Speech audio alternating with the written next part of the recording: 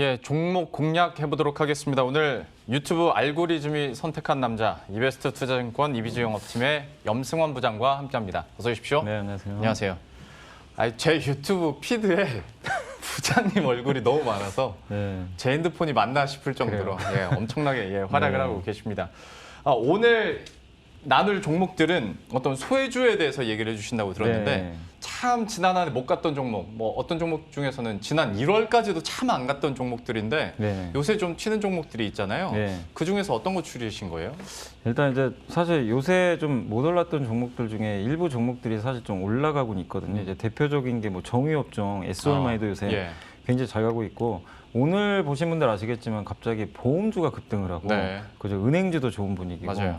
그리고 OLED 관련주들도 최근에 뭐 어제 같은 경우 굉장히 큰 폭으로 올랐는데, 이 기업들의 공통점이 작년에 정말 안 좋았어요. 맞아요. 최악이었는데 2월 달 들어와 가지고 뭔가 좀 분위기들이 약간 좀 바뀌는 것 같아서 상당히 좀 의미가 있는데, 근데 그냥 가진 않습니다. 이 주가라는 게 아무리 소외주라고 해서 무조건 가는 게 아니라, 정유주는 아시겠지만 유가가 어쨌든 올라가는 모습이 네. 나왔고, 은행주는 지금 미국의 국채 금리가 1.3%까지 튀었잖아요. 네. 그래서 금리 상승에 대한 이제 기대감, 거기다가 OLED는 요새 이거 확정된 건 아닌데 삼성전자도 지금 뭐 이 폴더블 디스플레이 관련해 가지고 투자를 확대할 거다.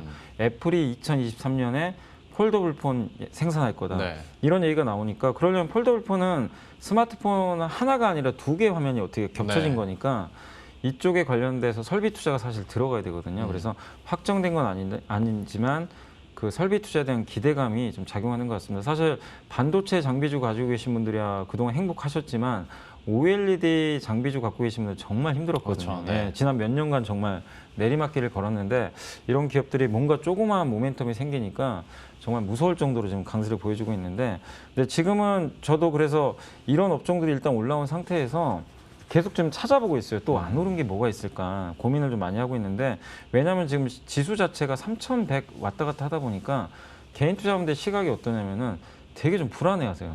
이게 수익이 나신 분도 급락할까 봐 두렵고, 네. 그다음에 들어가려고 하시는 분들도 이거 나 혼자 상투 잡는 거 아닌가. 근데 그러다 보니까 기존의 주도주들도 좀 주춤주춤 되고, 네. 종목들이 약간 좀 힘들이 없어요. 예. 근데 이런 상황에서 가장 좋은 대안은 하방이 단단한 종목들 사시면 되거든요. 크게 잃을 게 없는 거. 예. 그런 거 중에서 앞으로 뭔가 좀 좋아질 이벤트 거리가 혹시라도 있는지 찾아보시면 좋을 것 같아서, 오늘 이제 그런 종목들을 제가 한 업종하고 좀 종목 몇 개만 한번 좀 가져와 봤습니다. 그러니까 하방이 단단한 종목들을 찾아보셔라라고 얘기를 하셨겠지만 찾아오셨을 겁니다. 예, 한번 여쭤보도록 하죠. 그러면 어떤 종목을 선택하신 거예요? 일단 이제 업종으로는 무조건 올해 좋아져야 됩니다. 뭐 올해 안 좋은데 뭐 하방이 단단한 건 사실 의미가 없고. 너무 오래 기다려야 네, 되잖아요. 맞아요. 그리고 올해 좋아져야, 뭐 하반기라도 좋아져야 주가가 움직일 그쵸, 거 아니에요. 네. 근데 전혀 좋아지지 않으면 그런 그림이 안 그려지니까. 그래서 일단 업종으로는 역시 저는 그 아까도 잠깐 말씀드렸지만 이 스마트폰 부품주들 좀 잘 보시면 좋을 것 같아요. 그러니까 그중에 폴더블 폰이라든가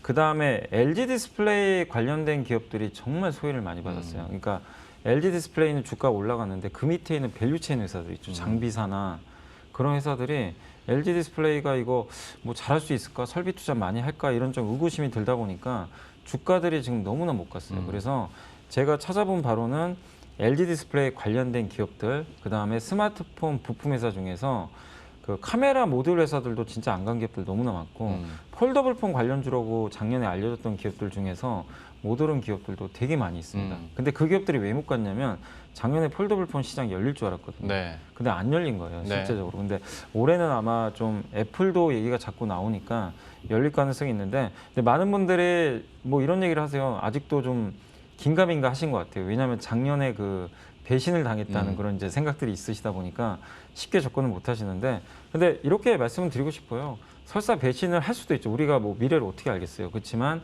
이 기업들은 아까 말씀드린 대로 잃을 건 크게 없는 기업들이에요. 워낙 그동안 이제 바닥을 잘 다져왔으니까. 그래서 오늘 세 종목 정도 좀 말씀을 드리겠습니다. 일단 그 KH바텍, 파트론, 비아트론 많이들 들어보셨을 거예요. 이 기업들이 너무나 좀 소외를 많이 받았는데, 먼저 KH바텍 하면은 그 힌지 아시죠? 네. 이렇게 우리 흔히 말하는 경첩이라고 이렇게 알려져 있는데, 뭐 이음새 같은 거죠. 근데 외장엔진을 만드는 이 업체인데, 폴더블 폰은 어쨌든 이렇게 접었다 폈다 해야 되기 때문에 반드시 그 힌지가 들어가야 됩니다. 그래서 이 외장 힌지를 만드는 그 업체로 좀 가장 잘 알려져 있고 폴더블 폰용 이제 외장 힌지가 작년에 물론 공급은 됐지만 이 출하량이 너무 적어가지고 실적에는 그렇게 크게 반영이 안 됐습니다. 근데 올해는 삼성전자가 일단은 모델 수를 한 3개 정도로 늘린다고 하더라고요. 네. 많게는 4개.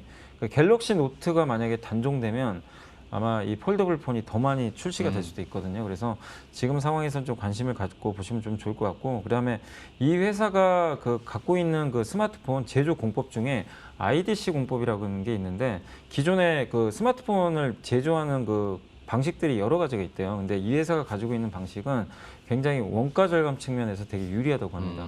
삼성전자가 어쨌든 저가 폰도 많이 출시를 하니까 그렇게 되면 KH바텍의 이 공법을 채택할 가능성이 높기 때문에 한번 관심 있게 보시면 좋겠고, 두 번째는 정말 한때 주도주였었죠. 예전에 몇 년 전에 그 파트론이라고 네. 카메라 모듈. 근데 지금은 약간 잊혀진 종목이 맞아요. 돼버렸어요. 예. 그러니까 주주분들이 이런 얘기를 하시는 것 같더라고요.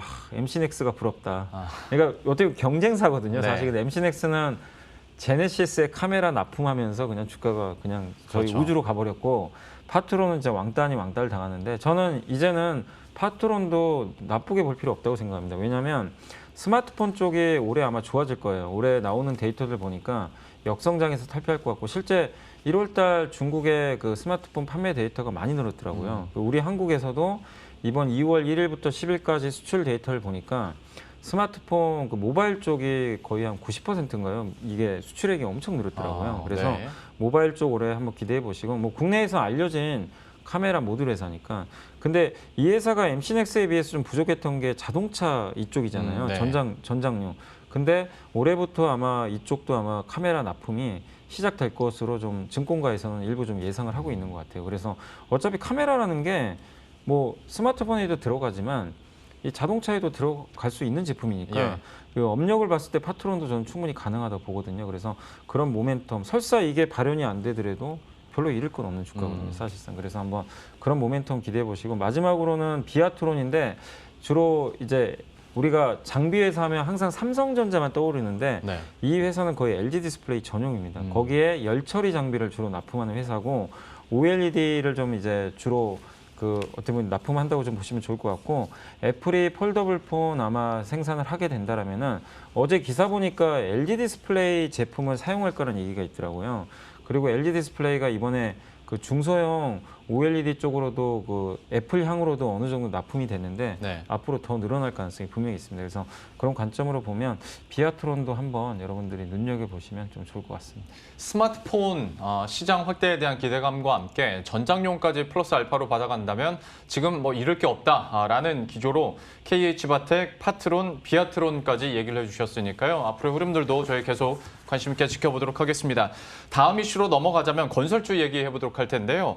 사실 이사 부동산 공급 대책 나오고 나서 힘이 쭉 빠지고 있습니다. 물론 단기간에 많이 오른 것도 있겠지만 그래도 저는 그 재보궐 선거 전까지는 계속 좀 올라가지 않을까 싶었는데 요새 좀 힘이 없어요. 건설주에 대해서는 좀 어떻게 해야 되겠습니까? 그러니까 이게 그 요즘에 건설주 하시는 분들이 그러니까 두 가지죠. 그러니까 빠졌던 이유는 명백합니다. 이제 소문에 사서 뉴스에 팔아라. 네네. 미리 좀 오른 감도 있었어요. 그래서 차익 매물이 나왔고, 두 번째는 뭐냐면은 결국 좀 기대했던 거에 못 미쳤던 거죠, 정책이. 왜냐하면 민간 주도가 좀 약간 나올 줄 알았는데 네. 그게 아니라 너무 공공 위주로 간 거 아니냐. 네. 이러면 수주에서 좀 불리할 수도 있다라는 그런 얘기들이 나오다 보니까 좀 실망을 했던 것 같은데, 근데 너무 실망하지 마시고요. 지금 우리 한번 이렇게 생각을 해보자고요. 지난 거의 4, 5년간, 그러니까 한 3년 정도 딱 봤을 때 어떻게 그 건설주들이 돈을 정말 잘 벌었거든요. 근데 주가는 처참할 정도로 못 갔어요. 오히려 막 급락을 하고 네. 호실적을 발표한 날 막 빠져요. 그럼 왜 그러냐면은 매출 성장에 대한 기대감이 아예 없었기 때문에. 왜냐하면 정부에서 자꾸 위를 막아버리니까. 네. 공급 늘릴 수 없다. 그 다음에 뭐 여러 가지 정책적으로 뭐 세금도 규제하고 이러다 보니까 건설업종 투자하시는 분들 입장에서는 뭔가 위가 열려야만이 주가가 올라가는 건데, 돈은 잘 벌지만 약간 그 통신주처럼 생각이 됐던 거죠. 돈은 잘 버는데 성장은 꽉 막힌 성장판이. 그런 좀 지금 상황으로 가다 보니까 이 투자자들이 이 건설주에 대해서는 되게 꺼려하고 뭐 잠깐 좀 쌀 때 사가지고 좀 올라가면 팔고. 지금 은행주 보는 느낌 예, 약간 비슷하네요. 맞아요. 예. 은행주도 위가 열리면 좋은데 사실 열릴 게 아직 없다 보니까 좀 실적은 그렇긴 해요. 좋은데. 예. 약간 그런 느낌인데 어찌됐건 공공이 하건 민간이 하건 상관없이 정부가 정책 방향을 틀어버렸어요. 공공이라고 하더라도 그걸 뭐 주택공사가 다 하는 게 아니잖아요. 발주를 주거든요. 뭐 민간 쪽에. 그렇게 보면 이 정책 자체가 바뀌었다는 게 정말 큰 이벤트라고 보시면 좋을 것 같아요. 그래서 그런 관점에서 이 건설주들의 이 큐라 그러죠. 물량 앞으로 증가가 위가 좀 열렸다. 이렇게 좀 보시면 좀 좋을 것 같고, 그리고 무엇보다 너무 싸요. 사실 지난 몇 년간 워낙 안 가가지고 주가가 뭐 PBR도 몇 배 안 될 정도로 뭐 1배도 안 될 정도로 지금 너무나 저평가된 그런 상황인데, 그런 관점으로 보면은 올해 한번 이런 정책 모멘텀을 받아 좋아질 것 같고, 그리고 한 가지 더 좋게 보는 게, 제가 대형 건설주도 나쁘게 제가 예전에는 중소형 건설 좀 좋게 봤어요. 네. 근데 대형 건설주가 또 괜찮다고 보는 게, 이런 공공 발주에 있어서 대형 브랜드를 선호하는 그 재건축 조합들이 많이 나올 겁니다. 그러겠죠. 그렇게 되면은 대형사들이 수혜를 받을 것 같고, 거기다가 해외 수주가 의외로 좋더라고요. 저는 이게 해외 쪽이 별로 안 좋은 줄 알았는데 작년 데이터도 나쁘지가 않아요. 근데 올해는 유가가 이렇게 올라가면 중동이라든가 이런 신흥국 쪽에서 뭔가 발주가 계속 나올 수가 있거든요. 그래서 대형 건설주도 해외 수주 한번 기대를 해보시면서 대응하시면 좋겠고, 뭐 중소형 건설주가 계속 좋죠. 워낙 저평가되고 수주도 증가하고 있고, 그 다음에 역시 또 좋아지는 한 축이 건자재입니다. 네. 건자재주들 오늘 뉴스 보니까 아예 이 건자재도 쇼티지라는 얘기가 있더라고요. 공급이 안 된대요. 그러니까 오늘 보니까 뭐 철근도 안 되고, 네.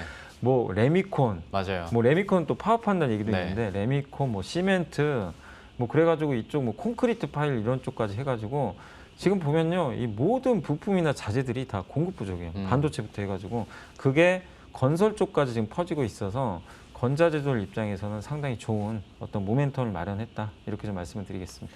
업종 전반에 대한 상황들과 전망들, 투자 의견 들어봤는데요. 그러면 여기서 추린 종목들은 어떤 게 있을까요? 일단 저는 이제 건설주에서 DLENC 한번 말씀드리고 싶고, 네. 물론 이제 건자재는 아니라고 하지만 관련이 돼 있는 회사 중에 인선 ENT라고 있습니다. 그래서 네.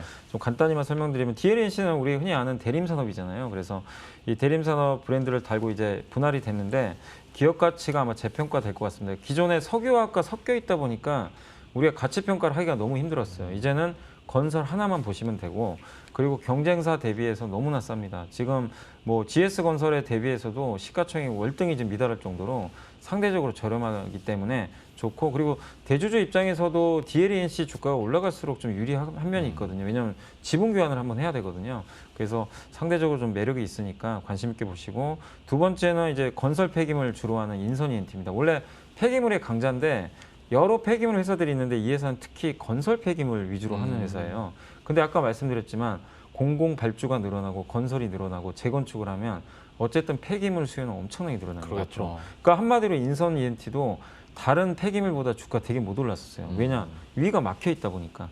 근데 그 위를 건설주처럼 열어줬다고 생각하시면 될 것 같아요. 그래서 인선 ENT 어제 실적도 정말 잘 나왔습니다. 그래서 한번 건설 폐기물 관련해서 인선 ENT도 한번 꾸준히 관찰해서 대응하시면 좋을 것 같습니다.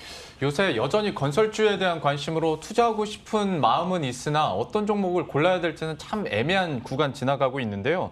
염승환 부장께서는 DLENC와 인선 ENT 또 얘기를 하셨으니까요. 역시 여러분들 전략에도 좀 관심 갖고 적용하시면 좋을 것 같습니다.